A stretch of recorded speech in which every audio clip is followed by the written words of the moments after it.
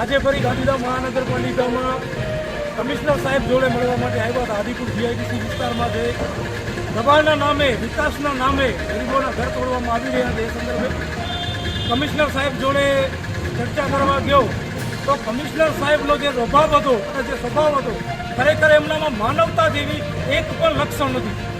શરમ આવવી જોઈએ કમિશનર સાહેબ તમને કે આટલા મોટા ગાંધીધામ મહાનગરપાલિકાના કમિશનર બનાવ્યા છે. તમને એક રિસ્પેક્ટથી વાત કરતા પણ તમને નથી આવડતું.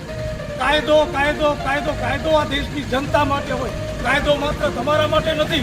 આ 700 પરિવારની સવાલ છે, ક્યાં જશે અહીંયા?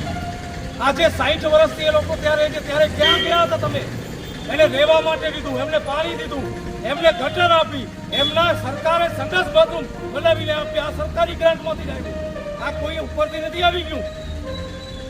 60 વર્ષ સુધી આ લોકો ગરીબ લોકો રહે છે, ત્યારે આ સરકારને કે નગરપાલિકાને તકલીફ ન થઈ. તકલીફ થઈ આ ભાજપના નાલાયક લોકોના કારણે, આ લોકોની કિલ્લાખોરીના કારણે. કમિશનર પણ આ સત્તાધીશ છે ભાજપ છે એના ઇશારે કામ કરી રહ્યું છે. ખરેખર તમારામાં કમિશનર સાહેબ જો માનવતા હોય, અમે તો કીધું કે ભાઈ આગળનો 80 ફૂટ લેવો, બાકી રહેવા દો, છત તો ન તૂટે કોઈ નહીં. આ ભાઈ કહે છે કે નગરપાલિકાની જમીન છે, તોડી નાખીએ. ભારતના બંધારણમાં પણ સરકારની જવાબદારી છે આ દેશનો કોઈ પણ નાગરિક મકાન વગર, છત વગરનો નવે.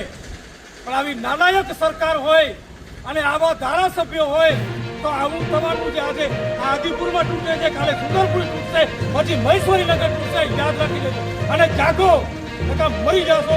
આવા કમિશનરો હશે તો અહીંયા કરે. અને મારી રિક્વેસ્ટ છે સરકાર પાસે કે આ કમિશનર જેનામાં માનવતા નથી, એ કમિશનરની તાત્કાલિક ધોરણે ગાંધીધામમાંથી બદલી કરવામાં આવે. 1 રૂપિયાની માનવતા નથી આમાં કમિશનરમાં.